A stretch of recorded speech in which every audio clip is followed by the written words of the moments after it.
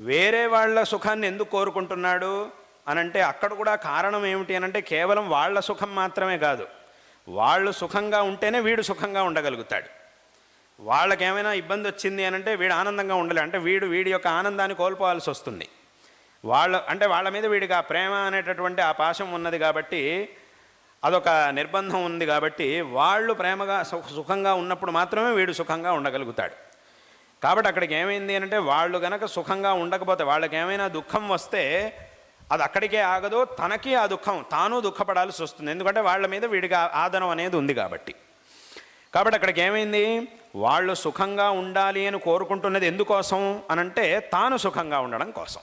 వాళ్ళు సుఖంగా లేరు అనంటే తద్వారా వీడు సుఖంగా ఉండలేడు కాబట్టి, వీడు సుఖంగా ఉండాలంటే వాళ్ళు సుఖంగా ఉండాలి.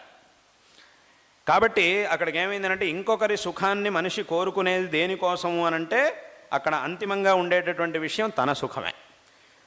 వాళ్ళు ఆనందంగా ఉంటేనే నేను ఆనందంగా ఉండగలుగుతాను, అందుకోసం వాళ్ళు ఆనందంగా ఉండాలి. ఎందుకంటే వాళ్ళని నేను ప్రేమిస్తున్నాను కాబట్టి, వాళ్ళు ఆనందంగా ఉన్నప్పుడు మాత్రమే నేను ఆనందంగా ఉండగలుగుతాను. కాబట్టి వాళ్ళు ఆనందంగా ఉండాలి అని కోరుకుంటున్నాను.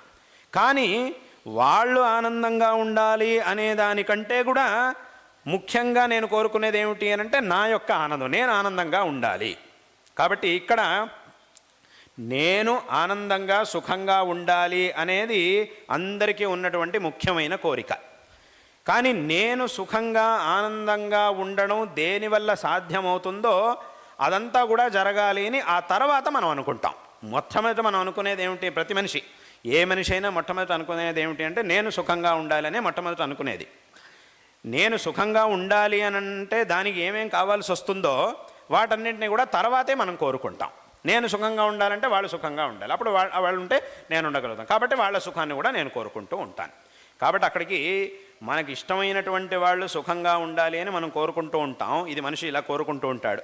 ఆ ఇష్టమైన వాళ్ళు సుఖంగా ఉండాలి అని ఎందుకు కోరుకుంటున్నాడు అంటే వాళ్ళు సుఖంగా ఉంటేనే తాను సుఖంగా ఉండగలుగుతాడు. అక్కడికి అన్నిటికీ మూలమైనటువంటి ఇచ్ఛ ఏమిటి అనంటే నేను సుఖంగా ఉండాలి అనేదే అన్నిటికీ మూలమైనటువంటి ఇచ్ఛ. దానికోసం ఏమేం కోరుకోవాల్సి వస్తుంది అంటే నేను సుఖంగా ఉండాలి అనంటే అనివార్యంగా ఏమేం కోరుకోవాల్సి వస్తుందో వాటన్నిటిని కూడా కోరుకోవడం మొదలెడతాడు మనిషి.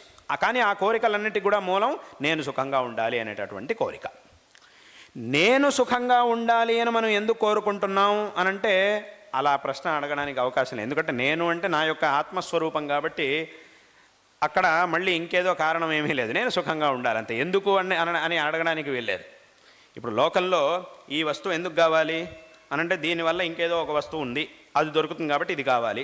ఆ వస్తువు ఎందుకు కావాలి, అది ఉంటేనే ఇంకోటి ఏదో నాకు దొరుకుతుంది కాబట్టి అది కావాలి.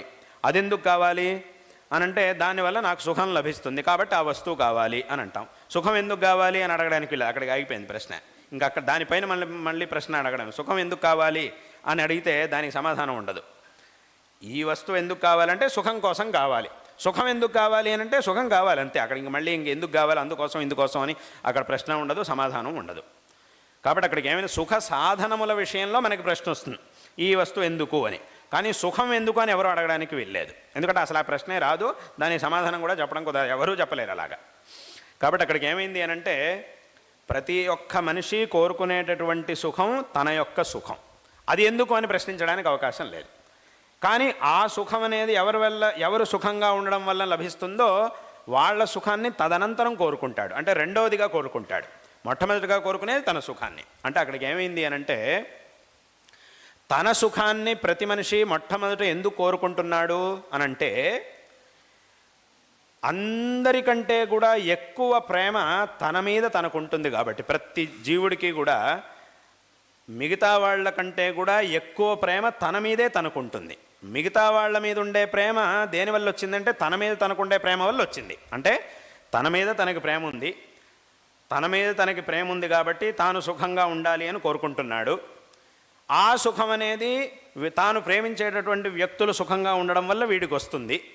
కాబట్టి ఏ వ్యక్తులు సుఖంగా ఉంటే వీడు సుఖంగా ఉండగలుగుతాడో వాళ్ళు సుఖంగా ఉండాలి, వాళ్ళని ప్రేమిస్తూ ఉంటాడు, వాళ్ళు సుఖంగా ఉండాలి అని మనిషి కోరుకుంటూ ఉంటాడు. అక్కడికి ఏమైంది అనంటే అన్నిటికీ కూడా మూలమైనటువంటిది ఏమిటి అంటే నేను సుఖంగా ఉండాలి అనేటటువంటి కోరిక. నేను సుఖంగా ఉండాలి అని ఎందుకు కోరుకుంటున్నామనంటే మనిషి తనకి ఎవరి మీదైతే ప్రేమ ఉందో వాళ్ళు సుఖంగా ఉండాలి అని కోరుకుంటాడు. తనకి ఎవరి మీదైతే ప్రేమ ఉందో వాళ్ళందరిలో మొట్టమొదటి వాడు ఎవడు అనంటే తానే. ఎవరెవరైతే సుఖంగా ఉండాలి, ఎవరెవరి మీదైతే మనిషికి ప్రేమ అనేది ఉందో ఆ లిస్టులో మొట్టమొదటి వాడు ఎవరు అనంటే తానే. తన తర్వాతే మిగతా వాళ్ళందరూ కూడా. కాబట్టి ఎక్కువ ప్రీతి మనిషికి అంటే ఏ విధమైనటువంటి